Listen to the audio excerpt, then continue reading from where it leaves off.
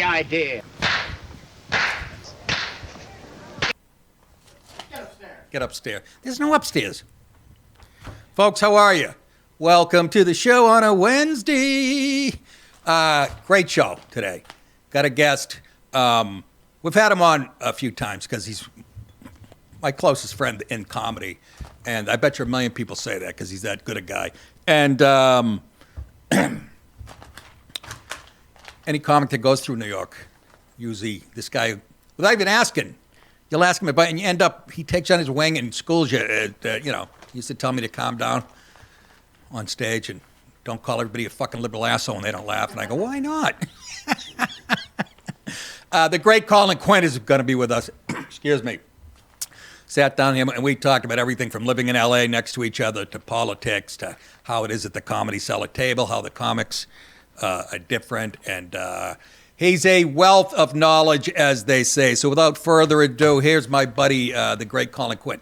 My guest today, ladies and gentlemen, you know him obviously from SNL, Tough Crowd, his one-man shows, which are killer. I went and saw him so many times. He goes, hey, you have to pay this time. That was just like freeloading. Long story short, unconstitutional. The New York story, red, blue states. It's our great friend and my best friend in the business, Colin Quinn. Hello, Quinny. Hi, Nick. What's happening? Oh, nothing. I'm just sitting around. I was just sending you that nice video and having a few laughs. I'll get to that in a second. If you guys don't know Colin, he just loves Billy Crystal videos. He thinks he's a terrific writer and actor, and I disagree with him wholeheartedly. And fuck it, let's get right to it. He sends me clips for the last 10 years of any movie Billy Crystal's in. Steve Martin, who's the other one? Oh, Mrs. Doubtfire. And he just, you guys, if I showed you the clips he sent me, you're like, well, that's funny. Because you don't do comedy and can't write Well, so, go ahead. You just sent me. Go ahead. Yeah. Yeah. My dream, which the fans would probably appreciate, is to have you tied down in one of those easy chairs and make you watch Notting Hill. Oh, God. My Life in Ruins. There's two I haven't seen. And maybe a couple of chick flicks. And maybe City Slickers 2, Legend of Curly's Gold.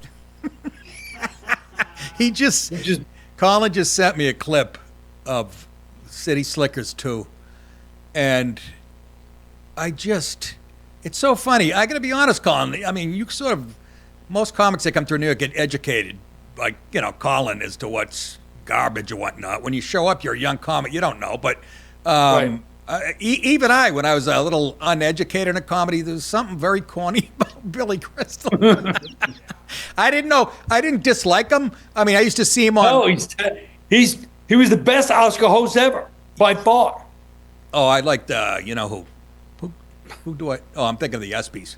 I was thinking of Norm. Nobody was even close. You know who was good? No, I know. He's perfect for that, right? So what you're saying is that's what he should be doing. Yeah, no, he's great at that stuff. The one-line stuff.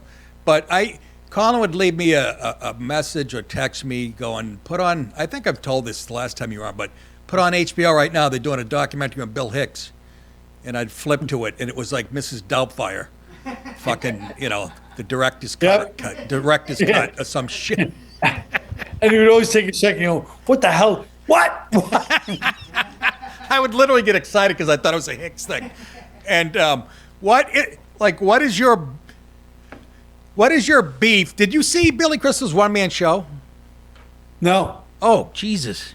Did I? This is how old I am. Why do I think I saw it? 800 Sundays? Whatever the fuck. Yeah, I didn't 700 Sunday. I didn't see it. I heard it was good. 700. Felt like 800. I was too busy watching old tapes of Teddy Berseron. Oh, Jesus. Teddy Bergeron, folks, is a comic from Boston and had one of the greatest sets in the history of and this is when Johnny Carson was hosting a Tonight Show, and literally blew the place apart. And they offered him a deal right there. And remember, like, a weekend later? He hadn't even left L.A. One of his family members gets killed by a car, right? Something, yeah. Or something. And he had to leave L.A. And, like, that was it. And really bad alcoholic. But just a phenomenon. I mean, a really, let's put it this way, better than Billy Crystal. And he would be like, blow me. Why don't you blow? Remember he would sing like Frank Sinatra? Yes, he would sing a Sinatra to him, but it was only blow me. And he's blow me. You don't know me, so blow me. Tonight. That's right. He would end with it. Yeah. The last time I saw him was Mike Reynolds was hanging out with him. Oh, they were both in Vegas, both down in their luck. And yeah. Mike Reynolds would take pictures of Teddy, and Teddy might still be alive, but barely, but Mike's gone, Yeah. Mike was another one. Some of these people that, like Mike Reynolds was a funny comic, but he wasn't the greatest comic, but he was the funniest guy. Oh, my God. He would get in these situations, like with Teddy, and just be, Mike's famous, too, for one time he was, he was famous. Chris Rock said Mike Reynolds is the only non-celebrity that gets celebrity-level women. He's just a handsome guy. Yeah. And one time he was in Baltimore, and he took a girl out to a diner after the show, and these construction workers walk over and start trying to harass her and degrade Mike. Mike stands up, punches one of them, knocks him out, goes to the other ones, you want some of this? And they all back off. And the next day the paper says, comedian knocks out heckler. They always get it wrong. He was that scrappy. How tall was Mike? 6'3". 6'3", and just lean, but not where you'd go, ooh, I wouldn't fuck with him. Just a wiry guy. Like Clint Eastwood, yeah. Yes, perfect, like Clint Eastwood. And he got another story, I think you, Zook, or you told me, or both, some cook, like at the Improv in Florida, was bad-mouthing him. So tell him how that one ended. Well, what the guy did was he flipped Mike. He was into judo or something, and he flipped Mike and really hurt Mike's side. So I knew it was coming, because for 2 weeks on the phone, it's like, the guy really hurt my side. Were they playing around at that point? They were playing around, but he didn't want to play around. The guy flipped him, Right. And he hurt his ribs. Right. He goes, the guy really hurt my ribs. The guy gets coked up. He hurts my ribs. He was talking about it for 2 weeks. I said, something's going to happen. And Zook was there that night. And he goes, right. I saw the way Mike, because Zook's a cop, he knows when it's happening. He goes, I wouldn't have known it was going to happen. He goes, I saw the way he was looking. He goes, I'm leaving. I don't want to get in, you'd have to arrest him, So he goes, I'm getting out of the bar. And then Mike said, and I'm walking out the parking lot with the guy, and I go, you really hurt my ribs. And he goes, I know, I'm sorry. He goes, they're still hurt. He goes, hey, I apologize. If you don't accept it, fuck you. And then Mike hits him so hard that he really hit his face. He broke his face. But then I was in Florida the next week, so every day we'd have to walk out to the parking lot with bats because the guy's friends were looking to kill Mike. So they were calling up, we'll kill you. This is before cell phone. So we'll walk out to the parking lot with bats every night to go to our shows because we know these guys are going to be looking for him in his apartment complex. He was that good. Yeah. But Mike was, one time Mike was having dinner. Remember when he lived in L.A., he lived in a house that the best way to describe it was Nick. Nick lived down the block. I lived next door. Yeah. Yeah. And Nick goes, it's the house the kids avoid on Halloween. It was on, this is Beverly Hills, wasn't it, technically? Technically, on Doheny. Beverly Flats. Beverly Flats, not the, on Doheny. I lived in a nice apartment building. That's still one of my favorite places, by the way. That's where I got a headshot taken by a guy who was Telly Savalas' star on Kojak, his sidekick.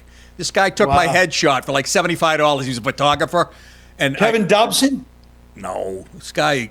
Well, what was the on Kojak? Rizzo? Was it Detective Rizzo? He had an Italian last name on Kojak. Oh. But he was on there for years. He was kind of a name. But he took people's headshots. He was out of the business, and I went in there and he had pictures of Michelle Pfeiffer when she was 19 and just showed up in L.A. and all this shit. And he took my headshot up on the roof. He took a bunch of them for like $100 or $50. It's still hanging up at the Comedy Cellar on the wall, the one where I look like a mafioso. And he goes, so later on, I hear after I moved out of the building, he got arrested because he was running prostitutes in and out of his apartment. Oh my God. Well, and that's the same building where one time I was on the phone with you and you start banging on the wall. You go, I'm going to kill my neighbor. He's playing this stupid rock music too loud. That's the Berseron. That was in Sierra. Yeah, that was in West Hollywood. Oh. In Sierra Bonita, which what Colin's talking about is, I think I've told this on the show before. I was knocking on the wall. It was the guy who was playing guitar. First of all, the superintendent goes, hey, you're a comedian? So's the guy that lives next to you. And I go, who is he? And he goes, Hedberg or something. And this is before Mitch was really big. I go, I don't think I know him. And then I would hear guitar and shit. And people singing like a fucking Manson family. And I would bang on the fucking wall. And it would stop for a few minutes. Then it'd stop playing. Anyways, long story short, as Colin would say, Zoe Friedman, who booked the comedians on Letterman, said, she texted me, she goes, hey, Mitch Hedberg gave me his set list, and the third joke down, it says DiPaolo, neighbor. And it was about, you guys, you Hedberg fans know the joke. I would bang on the wall, and he goes, there's no handle on this side, come around, or something. It was something of that fucking nature. So funny. Oh, my God. But Mike Reynolds, his apartment was on the first floor. So sometimes, you know, there was always something going on. There was always drama. So one time, I'm on the phone. I'm not even home. He's having dinner with that girl, Natalie. Remember he had that girlfriend?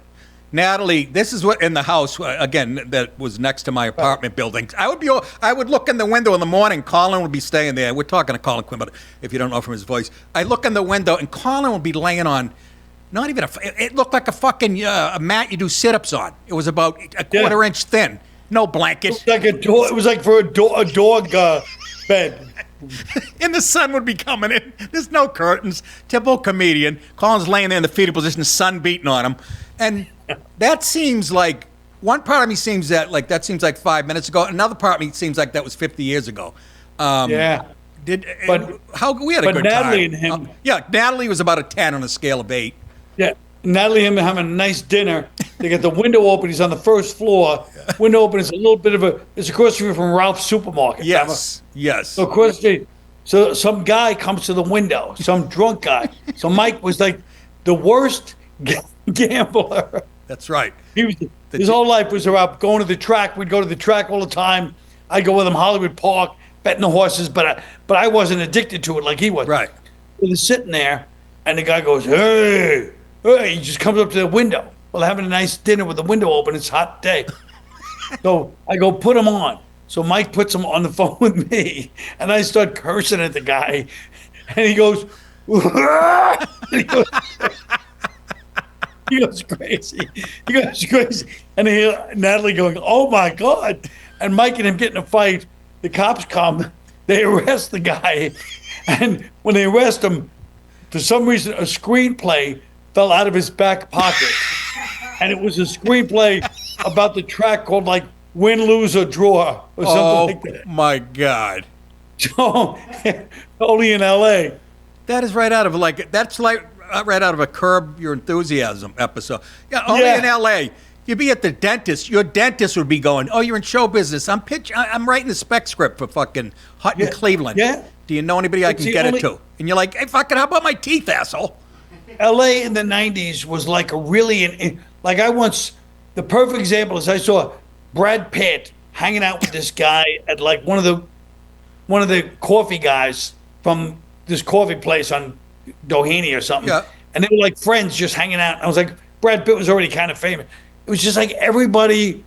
It was a great time. The early '90s was the best time to be in LA. Yeah. Now it's too crowded. Yeah, we had it wouldn't have been fun if you weren't there or. No, we had fun. Me and Colin had the same managers for a while, right?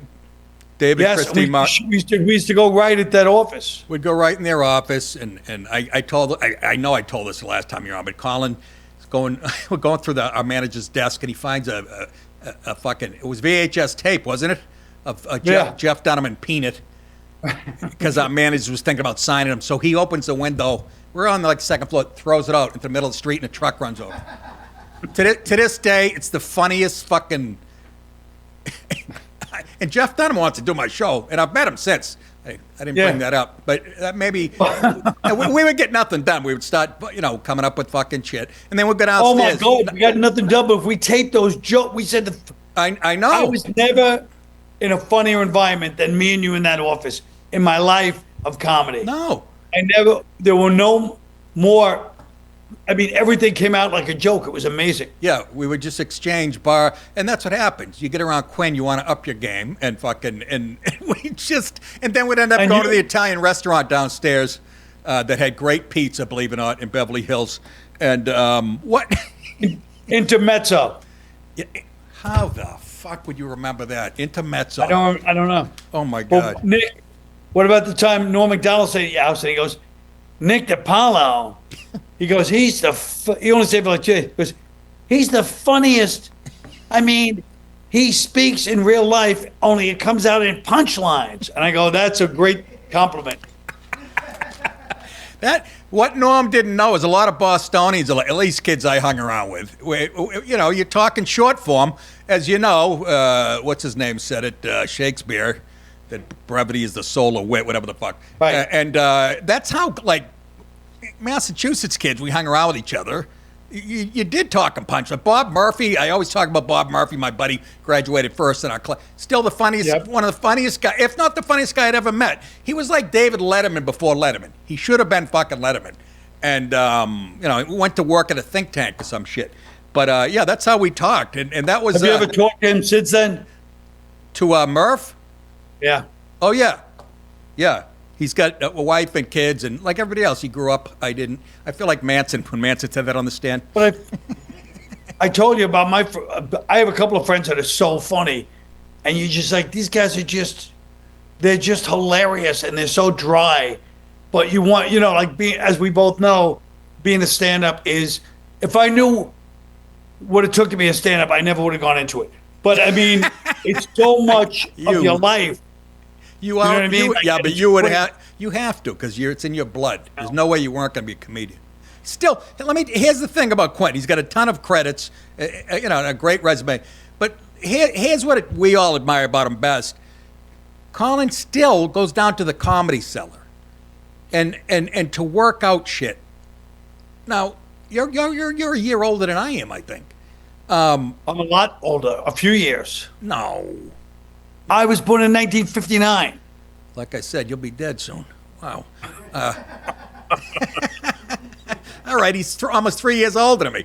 But to go down there, and I don't mean he took time off and we're out in L.A. together and working on shit, but to this day, he still goes down. That's what you do. It's why, I don't have access.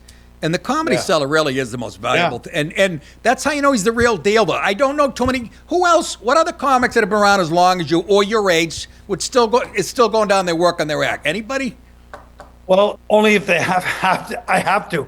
What about but it's also only 3 stops on the train, and 3 stops on the train is plenty. That's still enough to get stabbed in the ass. 3 stops on the train now is like 12 stops when I was growing up. You see more. What did I see the other? I don't want to say it because it's going to disgust you, but I'll say it anyway. Yeah. I go to the subway. It was the perfect trinity. I see a pile of human feces. Then I see a homeless guy staring at me lying down, looking what's the problem? And then by the way, this is not dark yet. It's not. It's still daylight. Yeah. And then a rat scurries out of a hole. I go.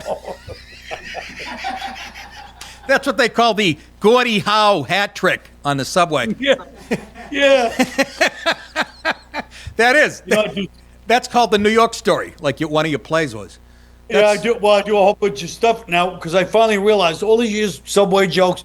I realized the Subway is my car, my whole life. Yeah. So And it's there like you every go. day of my life, I'm going out in the driveway. Whoever I'm with goes, "There's a guy in the back seat with no shirt on, doing martial arts and threatening to kill us."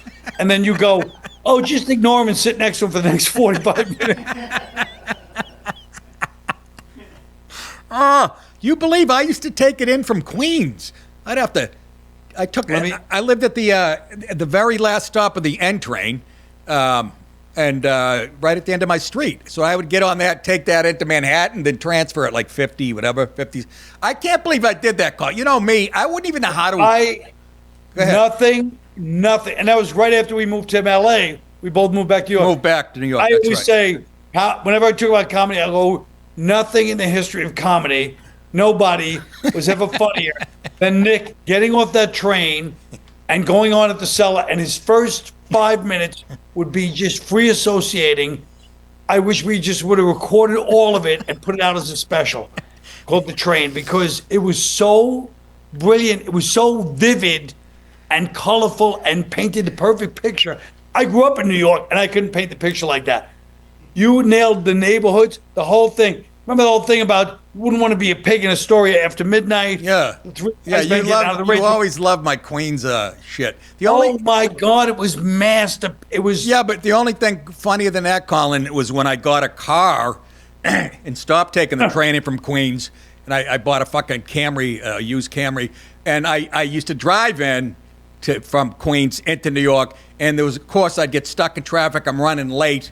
And I remember you said to me at the table, I'd come in steaming, and Colin goes, of course, he goes, DiPaolo, only one that still surprised is traffic in New York.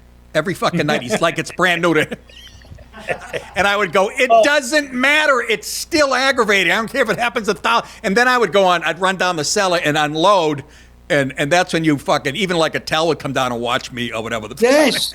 It was watching a work of genius, watching. I wish the audience saw it that way.